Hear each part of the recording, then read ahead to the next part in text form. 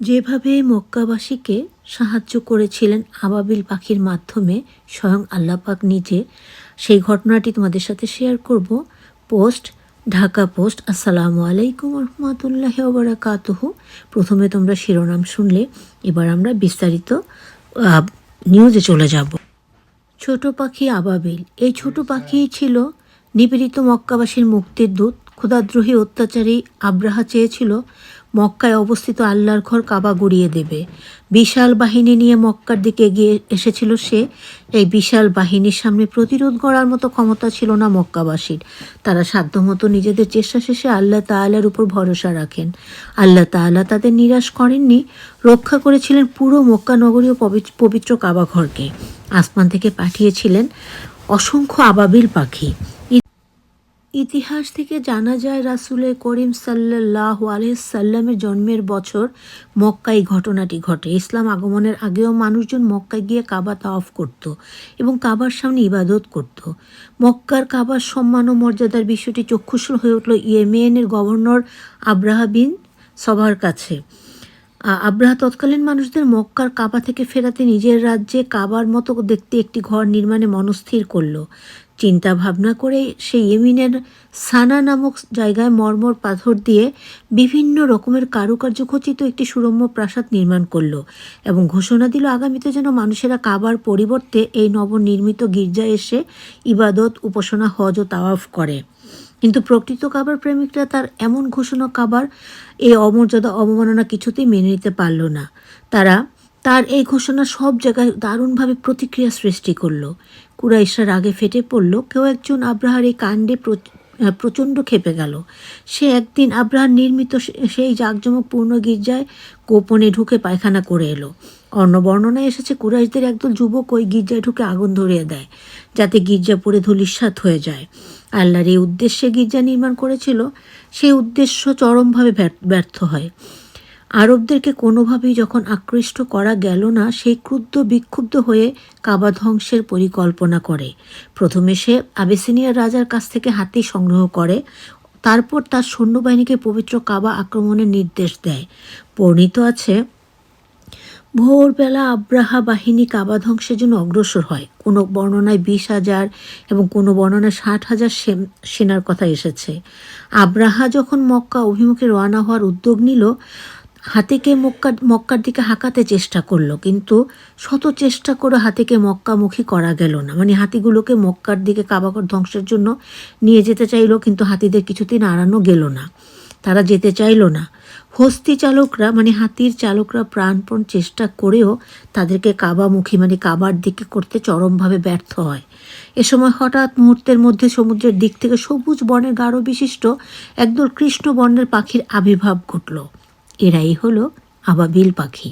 ওরা ঝাঁকে ঝাঁকে উড়ে উড়ে আব্রাহার সৈন্যদের উপর ক্ষুদ্র ক্ষুদ্র প্রস্তরকণা, অর্থাৎ পাথরকণা বর্ষণ করতে লাগলো। সে আবাবিল পাখি আল্লাহ পাকের হুকুমে এসেছিলেন। তারা উপর থেকে ছোট ছোট, মানে পাখিগুলি ভীষণ ছোট, ওরা মুখে নিয়ে ছোট ছোট মানে পাথরের কণা সেই সৈন্যবাহিনীদের উদ্দেশ্যে নিক্ষেপ করতে লাগলেন। পাখিগুলোর মুখে একটি এবং দুই পায়ে দুটি কঙ্কর ছিল। মানে পাখিগুলোর মুখে থাকতো একটা, দুই পায়ে থাকতো দুইটা কঙ্কর, মানে পাথর, যা ডালো গমের মতো। এই পাথর যার মাথায় পড়েছে সেই ধ্বংস হয়েছে, কিন্তু আঘাতপ্রাপ্তকে মরতে দেখে বাকি সবাই দিক বিদিক ছুটে পালাতে শুরু করে। ইবনে ইসাক বলেন, আব্রাহার বাহিনী মক্কা থেকে পালিয়ে ইয়েমেন পর্যন্ত মরতে মরতে যায়। আব্রাহা সানা শহরে পৌঁছে লোকদের কাছে আল্লাহর আযাবের ঘটনা বলার পর মৃত্যুবরণ করে। এ সময় তার বুক ফেটে কলিজা বের হয়ে যায়। ইবনে কাসির ও তাফসিরে মুনির। আব্রাহারি হামলার সময় মক্কার অধিবাসীরা প্রাণ ভরে পাহাড়ে প্রান্তরে ছড়িয়ে পড়ল এবং পাহাড়ের গুহায় আত্মগোপন করল। সেনাদলের উপর আল্লাহর আযাব অবতীর্ণ হলে তারা নিশ্চিন্তে নিজ নিজ বাড়ি ফিরে যায়। সিরাতে ইবনে হিসাম প্রথম খণ্ড, পৃষ্ঠা 43-56। পাক কোরআনে যে স্বৈর শাসকদের করুণ পরিণতি বর্ণিত হয়েছে, আসমান এবং জমিনে একমাত্র ক্ষমতা ও কর্তৃত্বের মালিক আল্লাহ সুবহানাহু ওয়া তাআলা। তিনিই সব কিছুর মালিক। পৃথিবীতে মানুষের জীবনের গতি প্রকৃতিও তিনি নিয়ন্ত্রণ করেন। তার নিয়ন্ত্রণের বাইরে কিছুই নেই। খালি চোখে অনেককে আমরা ক্ষমতাধর, দোদণ্ড, প্রতাপশালী হিসেবে দেখলেও তিনি ইচ্ছে করে কাউকে ক্ষমতা দেন, আবার ইচ্ছে করে তা কেড়েও নেন।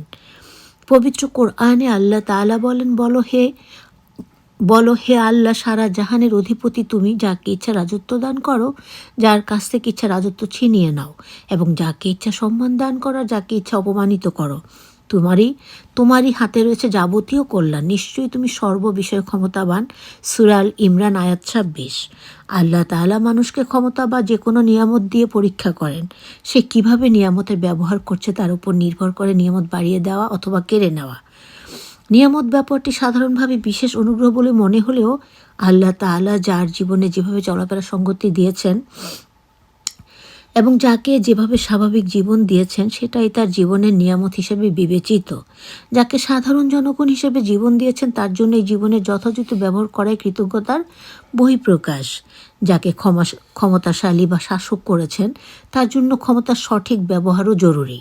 ক্ষমতা পেয়ে জালেম বা স্বৈরাচারের ভূমিকায় আসীন হওয়া ক্ষমতা যা ইচ্ছা তাই ব্যবহারের শামিল। যারা ক্ষমতার মতো নিয়ামতের সঠিক ব্যবহার করতে পারে না, তাদের থেকে আল্লাহ তাআলা মুহূর্তেই তা কেড়ে নিতে পারে। পৃথিবীর ইতিহাসের অসংখ্য নজির রয়েছে। এখানে কোরআনে বর্ণিত কিছু স্বৈর শাসক ও তাদের পরিণতির কথা তুলে ধরা হলো। নমরুদের ভয়াবহ পরিণতি। পৃথিবীতে দীর্ঘ 400 বছর শাসন করেছিল নমরুদ। সে চরম পর্যায়ের ঔদ্ধত্য প্রদর্শন করেছিল পৃথিবীর ইতিহাসে আল্লাহর সাথে প্রথম ধৃষ্টতা প্রদর্শন করেছিল সে। আল্লাহকে নিঃশেষ করার জন্য আসমান অভিমুখে টাওয়ার নির্মাণ এবং নিজেকে প্রভু দাবি করা দুঃসাহস করেছে এই জালিম নমরুদ, নাউজুবিল্লাহ। অবশেষে আল্লাহ তাআলা শাস্তিস্বরূপ একটি মশা তার নাকে প্রবেশ করান। মশার অসহ্যকর জ্বালা যন্ত্রণা থেকে নিজেকে বাঁচাতে হাতুড়ি দিয়ে আঘাত পর্যন্ত করে, কিন্তু এতেও তার শেষ রক্ষা হয়নি, বরং শাস্তির মাত্রা আরও বহুগুণ বেড়ে যায়। ইরশাদ হয়েছে যে, তুমি কি ওই ব্যক্তির অবস্থা চিন্তা করনি যাকে আল্লাহ রাজত্ব দান করার কারণে সে নিজ প্রতিপালকের অস্তিত্ব সম্পর্কে ইব্রাহিমের সঙ্গে বিতর্কে লিপ্ত হয়? যখন ইব্রাহিম বলল, তিনি আমার প্রতিপালক আল্লাহ, যিনি জীবন দান করেন ও মৃত্যু ঘটান, তখন সে বলল, আমি তো জীবন দান করে মৃত্যু ঘটাই, নাউজুবিল্লাহ। ইব্রাহিম আলাইহিস-সালাম তখন বললেন, আচ্ছা, আল্লাহ তো সূর্যকে পূর্ব দিক থেকে উঠান, তুমি তা পশ্চিম দিক থেকে উঠিয়ে দেখাও তো। এ কথায় সে কাফে নিরুত্তর হয়ে গেল। আর আল্লাহ এরূপ জালিমদের হিদায়াত দান করেন না। সূরা বাকারা আয়াত 258। দাম্ভিক কারুনের করুণ পরিণতি। আল্লাহ তাআলা কোরআনে যে দাম্ভিক ও স্বৈরাচারের কথা বর্ণিত করেছেন, তন্মধ্যে একজন কারুন। সূরা কাসাসে আল্লাহ তাআলা কারুনের জুলুম ও তার শেষ পরিণতির কথা এভাবেই তুলে ধরেন। কারুন ছিল মুসা আলাইহিস-সালামের সম্প্রদায়ের এক ব্যক্তি, কিন্তু সে তাদেরই প্রতি জুলুম করল। আমি তাকে এমন ধনভাণ্ডার দিয়েছিলাম যার চাবিগুলো বহন করা একদল শক্তিমান লোকের পক্ষ কষ্টকর ছিল। স্মরণ করো, তার সম্প্রদায় তাকে বলেছিল, অহংকার করো না, নিশ্চয়ই আল্লাহ অহংকারকারীকে পছন্দ করেন না। সে বলল, এসব তো আমি আমার জ্ঞান বলে লাভ করেছি, নাউজুবিল্লাহ। সে কি জানতো না যে আল্লাহ তার আগে এমন বহু মানব গোষ্ঠীকে ধ্বংস করেছিলেন যারা শক্তিতেও তার অপেক্ষা প্রবল ছিল এবং লোকবলেও বেশি ছিল। অপরাধীদের তাদের অপরাধ সম্পর্কে জিজ্ঞেসও করা হয় না। পরিণামে আমি তাকে তার প্রাসাদ সহ ভূগর্ভে ধসিয়ে দিলাম। তার সমকক্ষে এমন কোনো দল ছিল না যারা আল্লাহর শাস্তি থেকে তাকে সাহায্য করতে পারত, এবং সে নিজেও পারল না আত্মরক্ষা করতে। এ কারণের কথা এখানে বলা হচ্ছে, ওই পরকালীন নিবাস তো আমি সেই সব লোকের জন্যই নির্ধারণ করব যারা পৃথিবীতে অহংকার দেখাতে ফ্যাসাদ সৃষ্টি করতে চায় না। শেষ পরিণাম তো মুত্তাকিদেরই অনুকূলে থাকবে, অর্থাৎ যারা আল্লাহকে বিশ্বাস করে, আমাদের প্যারা নবীকে বিশ্বাস করে, সেভাবে চলা বলার জন্য আপ্রাণ চেষ্টা করে, তাদেরকে মুত্তাকি বলা হয়। এটা হলো সূরা কাসাস আয়াত নাম্বার 76 থেকে 83। ঔদ্ধত্য ফেরাউনের পতন। বিশ্ববাসীর জন্য যে স্বৈর শাসকের পরিণতি উপদেশ হিসেবে রেখেছেন আল্লাহ তাআলা, তার নাম দিয়েছেন ফেরাউন। স্বৈরশাসক হিসেবে ফেরাউন এতটাই ঘৃণা কুড়িয়েছে যে কোনো ব্যক্তি স্বৈরাচার হয়ে উঠলে তাকে ফেরাউনের সঙ্গে তুলনা করা হয়। ফেরাউন মুসা আলাইহিস-সালামের যুগে স্বৈরশাসক। মুসা আলাইহিস-সালাম ও তার সম্প্রদায়ের উপর ফেরাউনের উদ্ধত আচরণের কথা কোরআনে তুলে ধরেন আল্লাহ তাআলা। নিজ সম্প্রদায়ের উপর সীমাহীন অত্যাচারও নিজেকে আল্লাহ বলে দাবি করেছিল, নাউজুবিল্লাহ। ফলে আল্লাহ তাআলা তাকে এত কঠিন শাস্তি দিলেন যে পৃথিবীর মানুষের জন্য তা বিরাট এক শিক্ষণীয় উদাহরণ হয়ে আছে আজও। কোরআন মাজিদে তার শাস্তির কথা এভাবে তুলে ধরা হয়েছে, ফেরাউন ও তার বাহিনী জমিনে অন্যায় অহমিকা প্রদর্শন করেছিল। তারা মনে করেছিল তাদেরকে আমার কাছে ফিরে আসতে হবে না, সুতরাং আমি তাকেও তার সেনাদের পাকড়াও করলাম এবং সাগরে নিক্ষেপ করে ডুবিয়ে মারলাম। এবার দেখো জালিমদের পরিণতি কি করুণ হয়ে থাকে। সূরা কাসাস আয়াত 39 থেকে 40।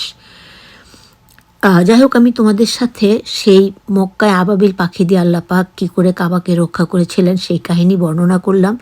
সেই সাথে যে যারা অতিরিক্ত বাড়াবাড়ি করে তাদের কি করুণ পরিণতি হয় এরকম 3টা উদাহরণ কোরআনের আঙ্গিকে দিলাম। সেটা হলো কারুন, ফেরাউন আর নমরুদের কাহিনী। আমরা প্রত্যেকটা কাহিনীই জানি, ফেরাউন, নমরুদ, কারুন কী কী করেছিলেন সেই কাহিনীগুলো আমরা জানি।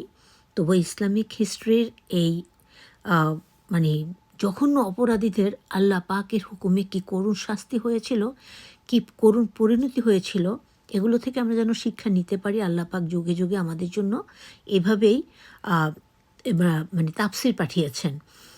আর সবাই ভালো থাকবে, সবার জন্য অনেক দোয়া এবং অনেক ভালোবাসা। আবারও আসসালামু আলাইকুম রহমতুল্লাহি ওয়া বারাকাতুহু।